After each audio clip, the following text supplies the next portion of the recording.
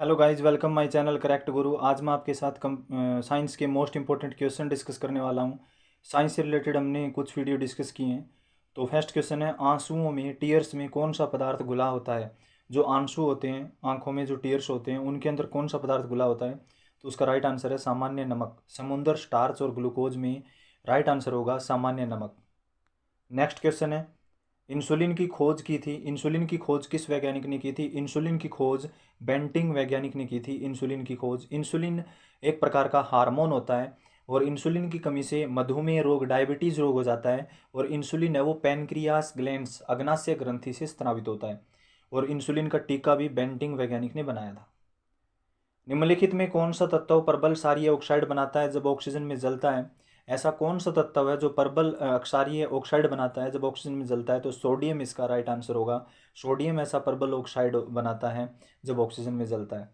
Next question है, चिकित्सा व युद्ध में उपयोग के लिए किन किरणों पर नवीनतम अनुसंधान हो रहा है। चिकित्सा व युद्ध में उपयोग के लिए किन किरणों पर नवीनतम अनुसंधान हो रहा है। मतलब चिकित्सा के अंदर और युद्ध के अंदर कौन सी किरणों के ऊपर ज़्यादातर रिसर्च हो रही है। तो वो है लेजर किरणें। नेक्स्ट क्वेश्चन है, बर्फ पर दाब बढ़ने से उसका गलनांक क्या हो जाता है।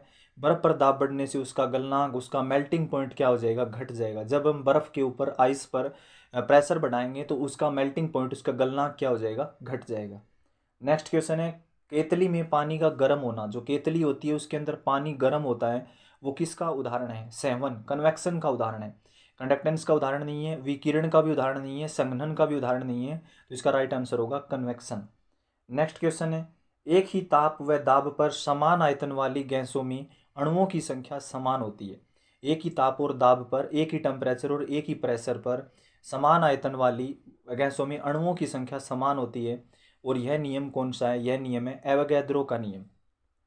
नेक्स्ट क्वेश्चन है, दो समानांतर दर्पणों के बीच प्रतिबिंब बनते हैं। कैसे बनते हैं। दो समानांतर दर्पण होंगे, जो मिरर होंगे, उनके बीच में जो प्रतिबिंब बनेगा वो कैसा बनेगा, अनंत बनेगा। जब सूर्य की किरण किसी प्रिज्म में से होकर गुजरती है तो बताइए निम्नलिखित में किस रंग का अपवर्तन सबसे ज़्यादा होता है। तो नीले रंग का अपवर्तन सबसे ज़्यादा होता है।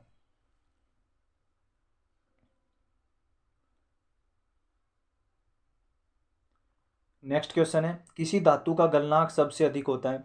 किस धातु का गलनांक सबसे ज़्यादा होता है। तो टंगस्टन धातु का गलनांक, मेल्टिंग पॉइंट सबसे ज़्यादा होता है।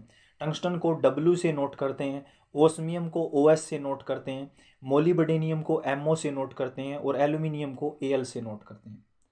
प्राकृत रबड़ को कठोर तथा उछालने योग्य बनाने के लिए कौन सा पदार्थ मिलाया जाता है। गंधक मिलाया जाता है।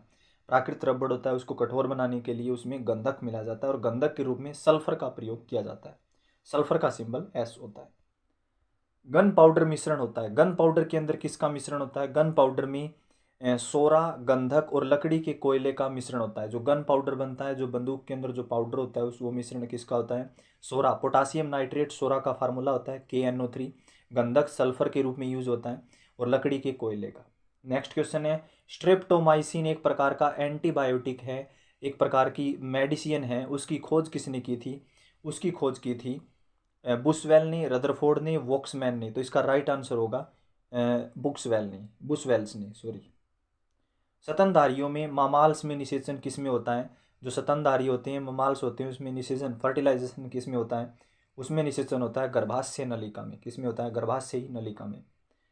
डोलामाइट का महत्वपूर्ण उपयोग किस उद्योग में होता है। डोलामाइट सब का जो उपयोग है वो किस उद्योग में होता है, इस्पात तथा संबंधित उद्योग में होता है।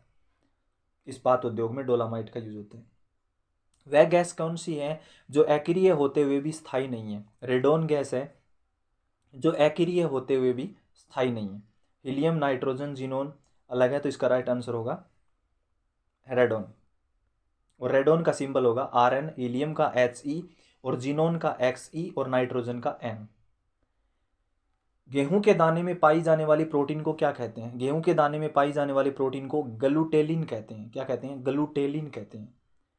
नेक्स्ट है, निम्नलिखित में किस पौधे की जड़ों पर ग्रंथियां पाई जाती है।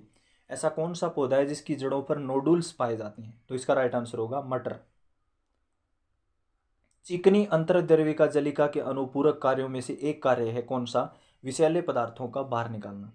चिकनी अंतर्द्रव्य जालिका ये पौधों के अंदर होती है और इसका काम है विषैले पदार्थों को बाहर निकालना। और शीतन रेफ्रिजरेटर में खाद्य परीक्षण में मदद करता है। रेफ्रिजरेशन कैसे मदद करता है? यह जैव रासायनिक अभिक्रिया की दर को कम कर देता है। तो ये थे साइंस से रिलेटेड मोस्ट इंपोर्टेंट क्वेश्चन। उम्मीद है आपको वीडियो अच्छा लगा होगा।